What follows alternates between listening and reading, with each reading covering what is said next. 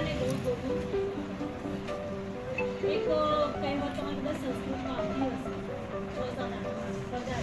વિચારો આવે છે ને સુક્તય સુભાષિતાની યત્ર નાર્યસ્તુ પૂજતે રમન્તે તત્ર દેવતા. જ્યાં નારીઓની પૂજા કરવામાં આવે છે, એમને માન આપવામાં આવે છે, ત્યાં દેવતા ભગવાન પોતે પ્રસન્ન રહે છે.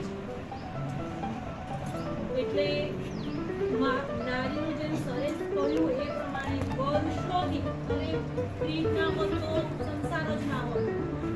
હોય કોઈ પપ્પા દાદા દાદાના દાદા દાદાના દાદા કોઈ હોય અંગ્રેજ હોય ના હોય ને રાજા હોય કે આપણે તો બૌદ્ધિક છીએ, આપણે બોલી શકીએ છીએ, વિચાર રજૂ કરીએ છીએ, એ મહિલાઓ કે જે બી આપણે માણસ છીએ તો એ જ રીતે પ્રાણી સૃષ્ટિ હોય જીવ સૃષ્ટિ હોય કંઈ પણ જે બી સૃષ્ટિ જે પણ સજીવ સૃષ્ટિ એ બધામાં એક મેલ અને એક ફિમેલ હોય છે. અમે લોકો સાયન્સમાં બી ભણો છો ને મેલ ફિમેલ બંને હોય છે. ફિમેલ છે તો જ આખું અસ્તિત્વ છે અને એનાથી પણ આ જે બાકીના જે નારીઓ દરેક ક્ષેત્રમાં આગળ છે. રમતમાં કહો, સ્પોર્ટ્સમાં કહો, રાજનીતિમાં કહો, શિક્ષણ સેવામાં કહો, ઘણી બધી જગ્યાએ પ્રફુલ્લો લેડીઝ છે, બહુ બધી લેડીઝ છે કે જે પોતાનું યોગદાન બહુ સારી રીતે બહુ સારી જગ્યાએ એક્ઝામ્પલ બની ગયા છે.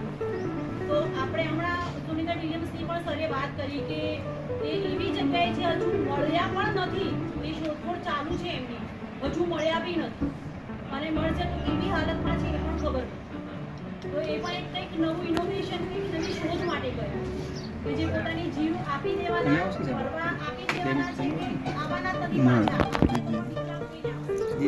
તો પણ એ કંઈક દેશ માટે દુનિયા માટે કંઈક નવું કરવા ગયા. અમે 2 મિનિટ બોલીશું. તો આપણે આ બધા જે પણ નારીઓ છે એ લોકોના કંઈક વિચારો આપણી લાઈફમાં લઈએ. એટલી અત્યારે આપણે ભણીએ છીએ તો ભણવામાં પણ એટલું બધું ધ્યાન રાખીએ આપણે એમના જેટલું કંઈ ના કરી શકીએ પણ એમના વિચાર લઈ શકીએ તો આપણની પછીની પેઢી સ્ત્રીઓ તો બધી પછીની પેઢીઓ માટે તૈયાર થવું જ પડશે. કદાચ કાલે ઉઠીને છોકરાઓ થોડા ગાંડા હોય પણ છોકરીઓ જો ડાઈ હશે તો નવા ઘરે જઈને એ એમના પતિ હોય કે એમનું ફેમિલી હોય તો એને પણ સુધારી શકે. સ્ત્રી 3 ઘર તારે છે. પહેલાં તો જ્યાં જન્મે છે પોતાનું ઘર, પછી પતિનું ઘર અને મામાનું ઘર. એ જ્યાં પણ ડાઈ હશે સારી હશે તો 3 ગુણ ઉજાડશે. 3 જગ્યાએ એમને સારી કહેવામાં આવશે. જો ખરાબ હશે તો બધી જગ્યાએ બતાવશે. તો સ્ત્રીઓ મોટી થઈને મહિલાઓ બનશો તો તમારા ક્ષેત્રમાં આગળ જાઓ અને બહુ જ સારું તમારું તમારા મમ્મી પપ્પાનું તમારા પરિવારનું નામ રોશન કરો. અને મતલબ ગિફ્ટ જ માંગીએ છીએ એક ટાઈપની કે તમે નાની નાની ચોકલેટો બર્થડેમાં લઈને આવો છો તો અમને ચોકલેટ નથી જોઈતી, કંઈક એવું કરો તો તમને ને અમને તમારા ઉપર ગર્વ થાય. Thank you. ઘણી માં આવ્યો છે તું કરશે બેટા તું ના જાય પણ એને તો દેશ માટે તરીકે જા બેટા તું તો મેદાનમાં જા મરીને પાછો આવજે ને આ દેશને બચાવજે સાહેબ એ સ્ત્રી કરી હનુમાન કે નામ છોટા અને મસ્ત જાય છે કાબુ કિદારા ગૌતના ધરો જાય છે એ હનુમાનજી માં અંજનીના પુત્ર અંજની પણ એમ જ સાહેબ હનુમાનજીને એવી તાલીમ એવા સંસ્કારો આપ્યા. વાત તો મારી જાય છે પણ વાત અત્યારે હાલ ટેકનોલોજીના જમાનામાં આજે સ્ત્રીઓનો જે વિકાસ હરણફાળ ભરી રહી છે ને મારે એ વાત કરી લઈ પત્ની અને છેલ્લે માં બને છે ને એ ઘણું છે, સાસુ બને છે, દેવાણ બને છે ઘણું છે પણ જે માં બન્યા પછી કાર્ય છે ને એટલા માટે કવિએ લખ્યું છે કે મીઠા મધુને મીઠા નિર્મલા અને દેવની નીકળી મને માત ને જનનીની જોડ શક્તિ નહીં કરે.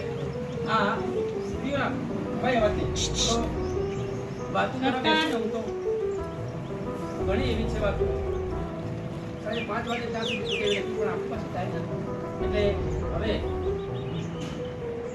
બેનું છે એમનું તો આપણે દિવસ છે એટલે 2 મિનિટ વધારે નહીં તો કાંઈ નહીં આપણે સૌથી પહેલાં હું એનું બેને કહીશ કે આજના દિવસની રીતે 2 શબ્દો આપણે જે કંઈ બધી બેઠી છે અને સરસ રીતે લખીએ છીએ એમાં બેનો સ્ત્રીપ્રધાન એટલા માટે કે વિશ્વમાં કોઈ દેશમાં નદીઓના નામ જુઓ તમે આપણા નદીઓના નામ જુઓ ગંગા યમુના સરસ્વતી બ્રહ્મપુત્ર ગોદાવરી બધી સ્ત્રીઓ ઉપર બરાબર. આપણી સંસ્કૃતિ આપણે તમે જો આપણામાં ગુજરાત અહીંયા પાટણની ગાદી ઉપર મીના આપણે આટલા વર્ષો પહેલા બી આપણે સ્ત્રીપ્રધાન હતા. એવું નહીં. રાણકી વાવ આપણા આજુબાજુમાં ઘણા એવા સ્ત્રીઓના ઉદાહરણ છે. રાણકી વાવ વિશ્વ કક્ષાએ ફેમસ છે તે વાવ. હેરિટેજ બાય બરોબર.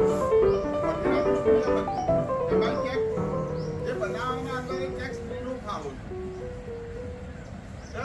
સ્ત્રીપ્રધાન સંસ્કૃતિમાં જ આપણે જીવીએ છીએ. આજે એક એવી વાત કરીએ કે વિશ્વની એક હજારો ફૂલ જોઈએ એક માળા બનાવવા, હજારો દીવા જોઈએ એક આરતી સજાવવા, હજારો ટીમ્પા જોઈએ એક સમુદ્ર બનાવવા, પણ એક સ્ત્રી એટલી જ પૂરતી છે ઘરને ઘર બનાવવા.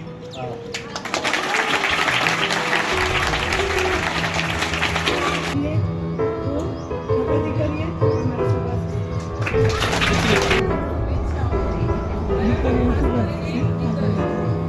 હવે વિશ્વ મહિલા દિવસ માટે બેનને ગજેન્દ્ર વિશાળે ઘણું બધું એક વાક્ય કહું છું કે નારી તું નારાયણ. આપણને આ વાક્ય ઉપરથી જ લાગે છે કે નારી એટલે કેટલું માન સન્માન આપવામાં આવે છે. પણ એના માટે હવે તમારે જે દીકરાઓ છે એમને કંઈક કરવાનું છે કે તમારી બહેનોને 8મા ધોરણ પછી આગળ ભણાવતા નથી. તો ઘેર હવે એટલી અપીલ કરજો કે પપ્પા લેડીઝો અત્યારે ક્યાં સુધી વધી ગઈ છે કે ખેતરમાં ટ્રેક્ટર ચલાવવાથી માંડીને પાયોડ સુધી જ ગઈ છે. બરાબર? તો આપણે બેનને ભણાવીશું તો કાલ ઉઠીને જીવનમાં ઘણું બધું કરી શકશે. નોકરી નહીં કરે તો એટલીસ્ટ ઘરમાં બાળકોને સારા સંસ્કાર આપશે, ભણાવશે, એટલું તો કરી શકશે ને. બરાબર? તો એક ભાઈઓ તરીકેની ફરજ તમારે નિભાવવાની છે અને ઘરે અપીલ કરવાની છે કે આપણી બેનને હવે 8મા પછી આપણે આગળ ભણાવીશું. બસ બધાને વિશ્વ મહિલા દિવસની શુભેચ્છા. બેનશ્રીએ સાહેબે બધાએ બહુ બધું કહ્યું છે. આપણે ખાલી ઉદાહરણ જોઈએ છે મહિલા. આપણે રાષ્ટ્રપતિ કોણ છે ખબર છે? કોણ છે? હા સાચું છે. બોલો બોલો બોલો. બોલો સાચું કેમ કહ્યું? હા બરાબર. બરાબર છે.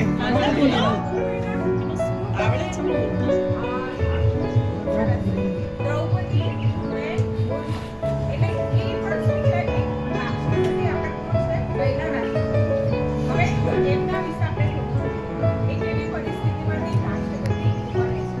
એક આવી રીતે ડોનેશનની સ્કૂલની મુલાકાતે ગયા હશે આપણા રાષ્ટ્રપતિ. ત્યારે એક પ્રશ્ન પૂછવામાં આવે છે કે તમે હું પણ બેકઅપ ત્યારે જે એમની કમાણી કહે છે ને એ આપણા આંખમાંથી તો આસમાન છે. એવું કહે છે કે અમે જ્યારે નાના હતા, હું નાની હતી ને તો એમના મમ્મી પપ્પા બી નહીં. છતાં પણ મહેનત કરીને એ અત્યારે આપણા રાષ્ટ્રપતિના સ્થાને છે. એટલે મને એવું કહે છે કે મને આવા કોઈ રંગ કે કશામાં મોહ રહ્યો છે નહીં. પણ તો આટલી બધી મહેનત કરીને પણ અત્યારે કોણ ક્યાં છે આપણા રાષ્ટ્રપતિ. ખબર પડી? એટલે આપણી ગમે તેટલી પરિસ્થિતિ હોય પરંતુ છતાં પણ આપણે મહેનત કરીને સારા યોગ્ય જગ્યા ઉપર જઈ શકીએ.